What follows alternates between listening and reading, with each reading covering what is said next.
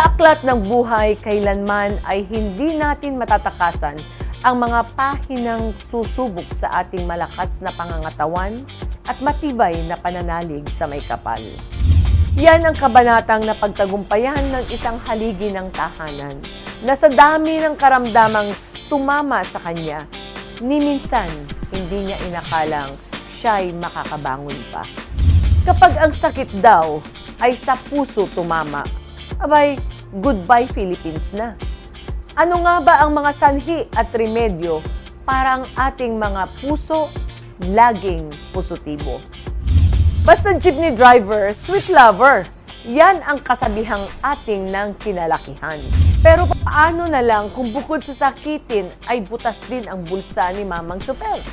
Maging sweet lover pa kaya siya? Luzon, Visayas, Mindanao at sa lahat ng masugid nating taga-subaybay, good morning po. Here we go again, muling nagbabalik ang programang magbibigay pag-asa at magpapasigla sa inyong umaga. Bagamat madilim na ang gabi, abay, good morning pa rin because with us, we believe every day is going to be a good day. Ako po si Susan Barlen at ito po ang Be Alive! Here we go.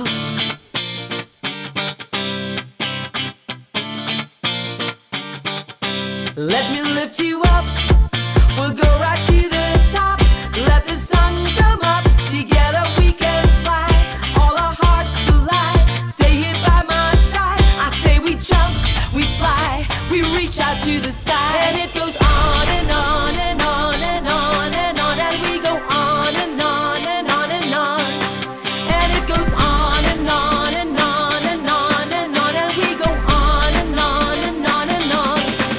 We're gonna fly high, be alive.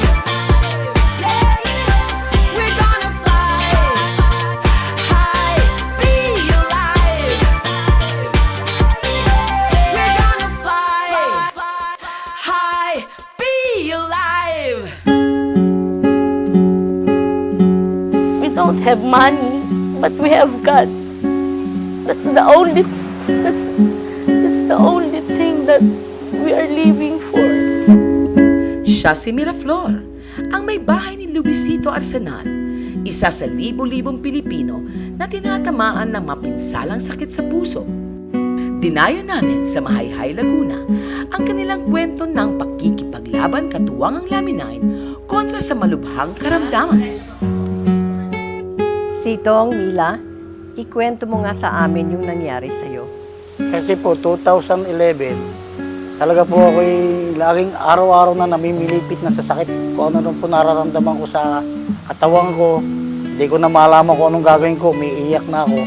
Sabi ko sa misis ko, baka pwede akong dalhin sa doktor. Pagdating namin doon, lahat, general check-up, lahat, lumabas na nga na marami na akong sakit pala, hindi ko alam. Para sa puso, mga ugat, tapos ay mayroong diabetes, may prostate. Namamayat na po ako kasi sigang pamamayat po eh. Hindi na ako makatayo, hindi na ako makalakad. Binubuhat na lang nila ako, nakahiga na lang ako sa kama. Nung makita ko po talaga, personally si Bada Sitong nung nasa higaan niya, talagang ang kanyang desire nun ay parang hopeless na siya. Yan, nadatdan ko po yung daddy ko, nakahiga na lang din po.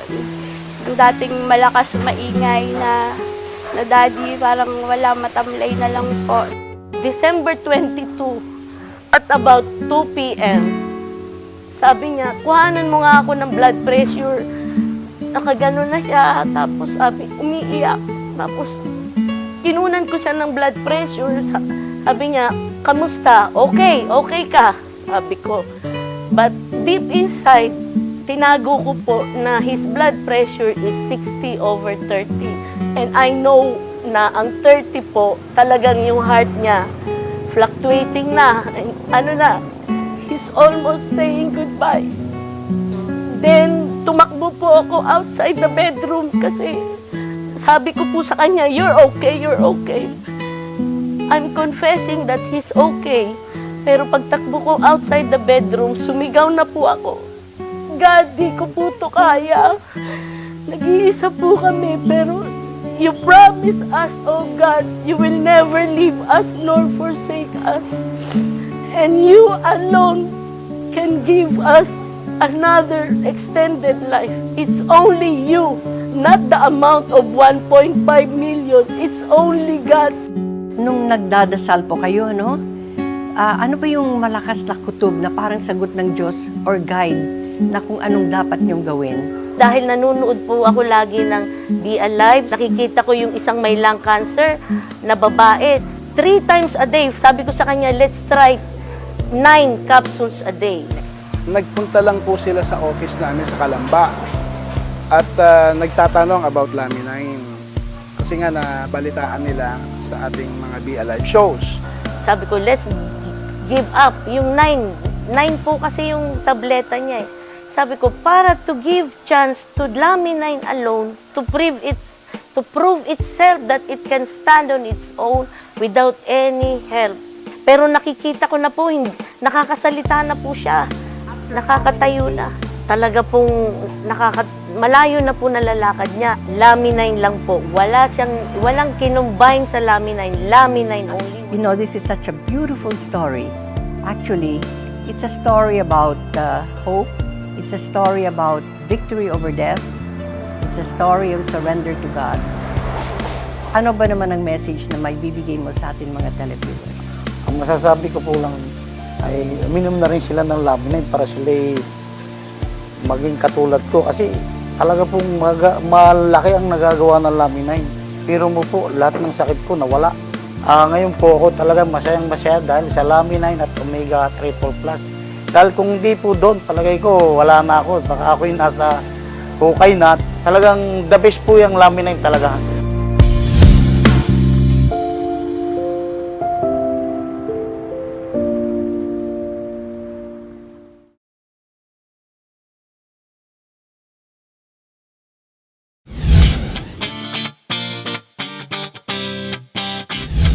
Nagbabalik po ang Be Alive. Diseases of the heart are one of the leading causes of death in the Philippines. Ayon yan sa tala ng Department of Health o DOH.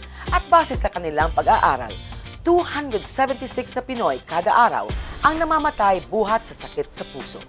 Mapinsala pala talaga ang karamdamang ito at siya rin tumama kay Mang Luisito.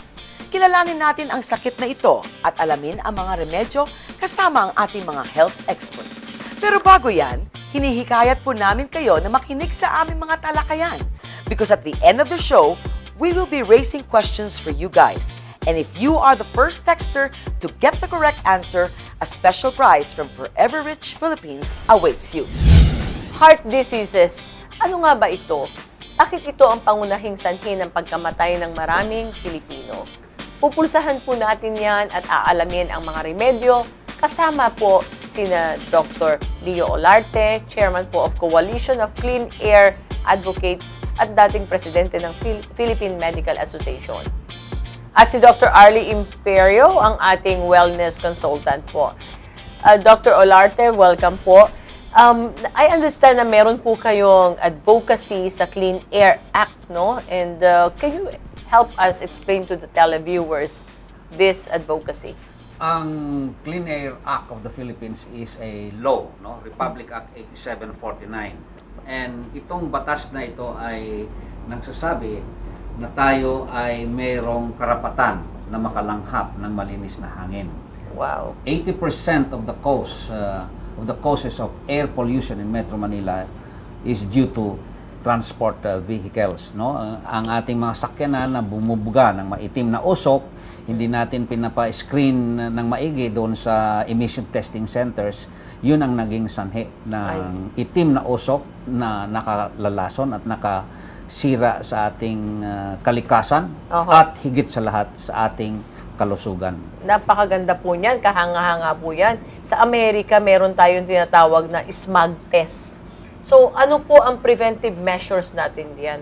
Dito sa Pilipinas, every year, pag ikaw ay nagpa-renew ng rehistro ng iyong kotse o sakyanan, mga bus o jeep o mga tricycle, which are the main sources of smog kung sa Amerika or air pollution dito sa ating lugar na Metro Manila, every year we are mandated by the law to go to the emission testing centers. Bring our cars, hindi pwede yung non-appearance. Opo. Kailangan dadalhin natin yung sakyanan natin at ipa-examine natin sa emission testing center. Ngayon po, tama po yun, clean air, no, Doc Arlie? How can we connect that so nagkakasakit sa puso? Ano po ang ibang pangsangga natin? When the air is less pure or polluted, the pollutant itself will enhance radical formation sa circulation, and radical formation will affect the cells of the artery. It will inflame, and that can contribute to cardiovascular disease. The second reason is there is less quality oxygen. When there is less quality oxygen in the circulation, the bloodstream, it will increase myocardial demand. The heart has to pump more to sustain the required oxygen level. So it is connected. On top of the usual major risk factors that leads to cardiovascular disease, like hypertension, high cholesterol, smoking, obesity, lack of exercise, and stress. Would you encourage, Doc, that Filipinos should also be so conscious in preventing and strengthening their body against diseases? Of course, prevention is the best cure, no? An ounce of prevention is better than a pound of cure. Yun ang sinasabi nila. Opo. So, in the case of air pollution, as you said, which is also the main cause of cardiovascular diseases, cerebrovascular diseases, yung ischemic stroke, no? Tama po. Stroke, and also diabetes, no? Because it causes insulin resistance. Ang payo natin is that we should be very conscious of the air that we breathe. No, if masyadong maitim ang usok dito sa isang lugar, umalis tayo. Huwag tayong pumunta diyan. But the bottom line is that as good and law-abiding citizens, kailangan also that ang ating pagsunod sa batas. And titingnan natin na yung mga sakyanan natin ay talagang malinis ang buga, hindi maitim ang usok. So, Dr. Arlie, yung sa case po natin kanina, ano po ang nagawa ng supplement sa kaso niya? So una, yung may cases na nagkaroon ng cardiovascular problem, ang mechanism yan, bara sa ugat. Pangalawa, nagkaroon ng less oxygen supply. Pangatlo, pwedeng tumigas ang artery. And then, ang approach yan pwedeng medical surgical. Ngayon, yung meron na ngayong mga functional foods, ika nga, na food supplement siya, pero hindi siya gamot, pero coming from natural food sources, first, that can enhance the integrity of the artery. Makakatulong yan. Let's say, vitamin K2, for example, can reduce calcification of the artery. And then, meron ngayon mga, let's say, omega fish oils na meron ng initial studies showing it can help reduce cholesterol. And then, there are also functional foods that will help dilate the arteries by triggering nitric oxide, let's say, production. So all in all, CoQ10 will strengthen the pumping power of the heart sa mitochondrial level. So makakatulong yon. So everything should be welcomed medically, surgically, and even nutritionally. Now, if taking a supplement, you know, would you look at the PDR or MIMS if it was with that? Does it have any significance? The landscape is now changing. Usually when you mention physician desk reference, especially in the USA, this is a listing of all the drugs that will be checked by the doctor if you would like to recheck any formulation of any medicine. Now, we now notice that there are certain food supplements or functional food or dietary supplements that are now listed in the physician's desk reference. So, mas may substance yun. Ibig Parang sabihin, may mas meron. nakakatulong na, nakakatulong. Okay, sige. So, thank you so much po, Dr.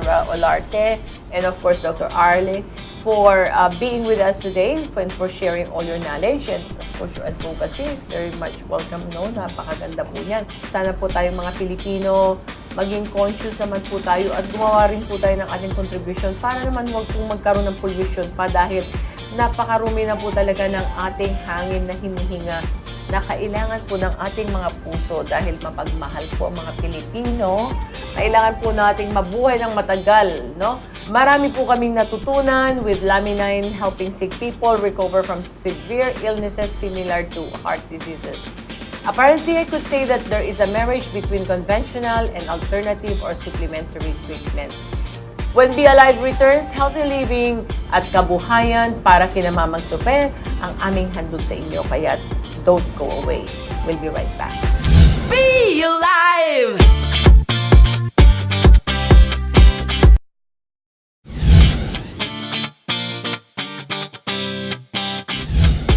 Sala sa init, sala sa lamig.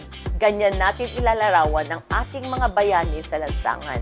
Ang ating mga street lovers, sabi nga nila. At yan po ay walang iba kundi ang mga jeepney drivers. Sa kabila po nito, marami pa rin sa kanila ang madalas na tamaan ng karamdaman na siyang nagiging sanhi rin ng kanilang kahirapan. Kaya naman, dagdag pagkakakitaan ang aming handog sa inyo. Kasama po natin ay ang presidente ng mga lovers ng lansangan. Yan po ay walang iba kundi si Mr. Roberto Kaobet Martin, presidente po ng Pasang Masda. Good morning po, Kaobet. Welcome po sa ating show. And una-una po, bago ko po talakayin ang ating pag-uusapan ngayon, balita ko po, yung kaarawan niyo po ay napakalaking isang pagdiriwang na sa palagay ko naman ay karapat-dapat dahil alam ko po ang inyong ginagawa sa ating mga jeepneys sa Pilipinas, jeepney drivers. So, tell us about it po. Ano po nangyari nung birthday ninyo at pinag-uusapan yata ng bayan? Una sa lahat, Ma'am Susan, isang magandang umaga po sa ating sa inyo at sa mga nanonood po sa atin. Well, of course, sa Laminay na ating pinupus ngayon sa aking mga kasamahan. Yung pong nakaraang aking pagdiriwang ng aking karawan ay noong Hulyo 11. At I invited Ma'am Ana, Dr. Imperio at ang grupo po nyo. At namasta nila kung gaano naman kaayos at kaanya-anyay ang aking karawan. Nagpapasalamat din po ako sa kanila. At naging matagumpay naman po ang kanilang presentation. Nagtataka nga ang mga membro, bakit may doktor tayo rito? Ano ba yung produkto? Sabi ko yun yung aking ginagamit ngayon na talagang naramdaman ko at pwede kong i-share sa inyo ano bang kabutihan ang nakuha ko dito. Yung pong laminay nyo. Ayun. So, marami pa rin nung nagtatanong tungkol dyan. Kanya nga ho doon sa paliwanag ni Dr. Imperio, ni Ma'am Ana, na magkakaroon pa rin ng livelihood program ang aking hanay. Opo. Ito po'y ikinatutwa ko bilang kanilang pangkalatang Pangulo. Kayo'y makapagdudulot na isang napakalaking bagay sa hanay ng driver. Tama po. Ganun din po ang aming intensyon na Kaobet, no? Kaobet, personally, ano po ang naging experience ninyo sa Laminine? Alam mo, Ma'am Susan, baka yung iba yung nanonood. Siguro, ang akin pong na-experience nito nung mag-umpisa akong mag-take nito. Nung binigyan ko kayo Binigyan niyo sa ako sa Channel bahay. 4, Oo, noong nung ba yun? nag-ano tayo, Medyo nagkita tayo. nahinto, pero hinanap ko. Oo, pero oo. sabi ko, natuloy tayo. Ang mga nakaranasan ko po rito na gusto kong i-share sa aking mga tao. Ang pagtulog ko po ay nakumpleto. Tama. Talagang nagkaroon na complete rest. Dati matulog ako mga 11, 12, pero ngayon hinahatak na ako ng alas 10 pa lang. At saka Wow. nakukumpleto ko yung 7 to 8 hours almost every Wow. night yan. Medyo naging alisto po ang aking pangatawan, pati ang aking pag-iisip. At naging alerto ako. At siguro, Parang ako, masigla kayo, parang 20 years old ang yung- feeling nyo. Opo, Diba? Ma'am Susan. Sabi ko, siguro ito yung epekto talaga sinasabi ni Doc. Tama. Pinagpapatuloy ko pa rin po. Tama ito. po. Kanya nga ho, sabi ko nga, ito nabanggit ko kay Ma'am Ana, kay Doc, medyo may kataasan. Pero, alam mo, sabi ni Dr. Imperio, may paraan tayo dyan. Kailangan mag-seminar natin sila at yung laminay na iti-take nila daily, itong mga driver neto, ikukunin nila doon sa kanilang Tama tinatawag po. din pang kabuhayan, Kabuhayan. sa araw-araw. Tama. Actually, libre nga po yun. Yun Hindi nga po, ho, doon papunta. Kanya nabanggit ko kay Doc at kay Mama na, sige, at ipapadala ko ang aking mga national officers, mga local president, to attend to your seminar so that ang aking mga membro ay magkaroon din ng pagkakataong makatake ng laminine sapagkat talagang sa karanasan ko lang, Ma'am Susan, hindi ho pinagyayabang ko dahil magkaharap tayo. Opo. Maganda para sa akin. At yung laki na At kaiba naniniwala kayo, ako bumata kayo. na ang aking mga kasamahan ay paniniwalaan ako sapagkat bilang ama ng organisasyon, ako po'y laging nagiging matapat at kung ano sabihin ko, kanilang pinag-aaralan sila. Ang driver po, para malaman ng nanonood sa atin, nagmamaneho po yan ng 16 hours a day. Wow. So, kailangan nila ang dietary supplement upang lumakas ang kanilang pangangatawan. Tama. At laging alerto ang kanilang pag-iisip. Stress management. Opo, kanya sabi ko nga, ito na yung tamang panahon at tamang pagkakataon na sila makatake ng laminay neto upang masuportahan ang pangailangan ng kanilang kalusugan. Alam nyo, Kaobet, ako nagdra-drive ako, no? yung may pupuntahan ka lang, yung stress Totoo po yan. ng traffic. Napakagrabe, no? I can just imagine yung stress level ng ating mga jeepney drivers. Alam mo, Ma'am Susan, sa totoo lang po kasi, ang driver po kasi, ako po kasi, gaya ng kapatid nyo, superator ako. Aha. Super na ako, driver pa ako, Operator. at operator pa ako. Aha. Dinanas ko po lahat yan. Yung pong 12 oras kang nasa init ng makina, exposed ka sa usok Pollution. na talaga ang katawan may nagiging mahina. Dinanas ko po yan. Kanya ako, sinishare ko sa mga tao ko yan, na hindi tayo dapat manghinayang sa mga supplement, dietary supplement na kailangan ng ating katawan upang labanan natin lahat ang hamon ng buhay bilang isang driver. Tama po. Yung pong karanasan ng kapatid nyo, Ma'am Susan, dinanas ko yan. Oh, wow. Kanya, para maging matatag, maging matibay ang pangatawan, makapagmaneho ka ng maayos, maserbisyo ng ating mamamayan, na maihatid sila ng ligtas sa kanilang proronan, kailangan po natin ng isang supplement para sa ating katawan, para may panlaban po tayo. At ang maganda po, ang laminine is actually cellular level po ang tinatawag namin ito. Forever Rich brings product, the first in the Philippines, na cellular nutrition. Yun pong cellular natin, ang kanyang nino-nourish. So, pag inom po natin yon, immediate absorption. Kaya, 2 kapsula lang po, may epekto na. Hindi po katulad ng ibang mga supplement na pagka ininom mo, actually, pag chumingle po kayo, makikita nyo dilaw. Kasi po, hindi na-absorb ng katawan. Ito po, absorption talaga. Total cellular absorption. Kaya po, para po siyang fertilizer ng cellular nyo. So, lahat ng cells natin, napapataba niya, nare-rejuvenate niya, nare-repair niya, at nare-replenish. So, Ka-Obet, isang mensahe naman po para sa ating mga gustong tulungan na nakakatulong sa mamamayan, ang mga jeepney drivers. Isang magandang Ma'am Susan, maraming salamat po. Siguro sa hanay ng mga driver, lalo sa Pasang Mustang ang nasasakupan, ako po, i-recommend ko na ito sa aking mga tao sapagkat ito ay napakaganda. Gaya ng binanggit ko kanina, kailangan natin ng panlaban sa ating mga pangangatawan upang panatilihing malakas yan. At yung pong paliwanag sa stem cell diretso to, palagay ko, yan ho mapag-aaralan at kailangan maipaliwanag ng maayos lamang sa mga driver. Tama At po. yung po sinabi ni Mama na, ni Doc, gagawin natin yan, yung livelihood for the driver. Okay. At ako po mismo ay nagtake nito at naramdaman ko ang kabutihan dinudulot sa akin. Kanya kayo pong nanonood sa amin ngayon. I-try po nyo at wala hong masama rito. Sa kabutihan po ninyo to. Maraming salamat po, Ka-Obet, sa inyong napakaganda at pamumuno sa ating mga jeepney drivers na kinararamdaman ko po sa inyong puso na wala po kayong hangad kundi kabutihan para sa kanila. Hindi po pagkakagustusan nito kundi para po sa kalusugan ninyo at pagkakakitaan nyo pa po. Alamin nyo po. Thank you so much, Ka-Obet. Mabuhay po ang Pasang Mazda at ang lahat ng jeepney driver na aming bayani sa Pilipinas. Ang sipag, pagod at sakripisyo ng ating mga jeepney driver sa araw-araw nilang pamamasada ay hindi po matatawaran. Kung wala sila, wala po kayo. Marami po sa amin ang hindi makakarating sa aming paroroonan. Kaya karapat-dapat lang po na suklian namin kayo dito sa pagkakataon na ito na hindi lang po kayo maging malakas sa araw-araw yung pakikibaka sa kalsada, at para yun naman po, madagdagan ang inyong kita at maging mas maganda ang buhay na inyong gustong ihandog sa inyong mga pamilya. Mabuhay po kayo, huwag po kayong maglilipat dahil magbabalik po ang Be Alive. Be alive!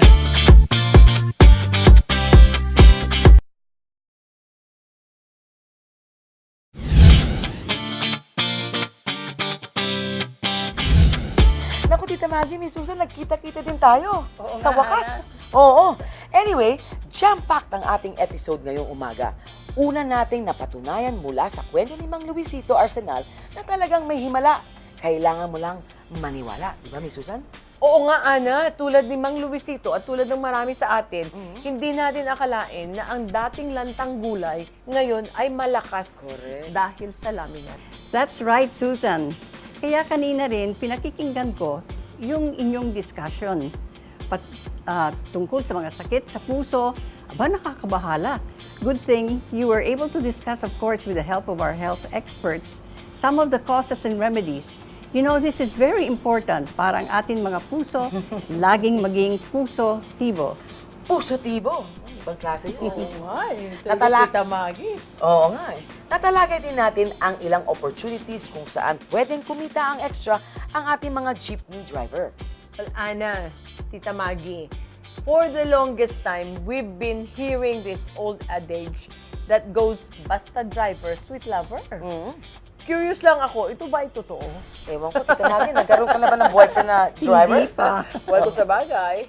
Driver sweet lover, oh. Kailangan ma-try natin yan, Miss Susan, ano? Kung totoo nga. Limo driver. Okay. Anyway, ito ang ating question for the day. At ang unang makasagot nito ng tama, abay bonggang regalo ang inyong matatanggap mula sa FRPI or Forever Rich Philippines. Okay? And we will announce the winner po sa episode 4 ng Be Alive. Kaya laging abangan ang show namin. Here is the question.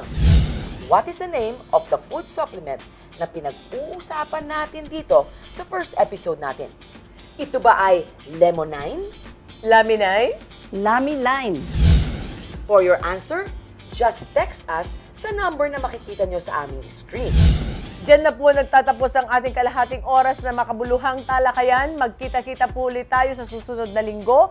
Every Thursday, alas 8:30 hanggang alas 9 ng gabi, dito lang sa PTV4. With replays every Sunday from 3:30 to 4 p.m. If you guys have questions or comments, you can reach us at the numbers below or visit us at 1504 Galleria Corporate Towers, EDSA Corner, Ortigas sa Pasig po. And before we end, I want to share this very meaningful quotation that goes, "Don't limit your challenges, challenge your limits." I'm Maggie De La Riva. Ako naman si Ana Rivera. I'm Susan Barlin at ang aming laging paalala, stay healthy, live wealthy, and Be alive!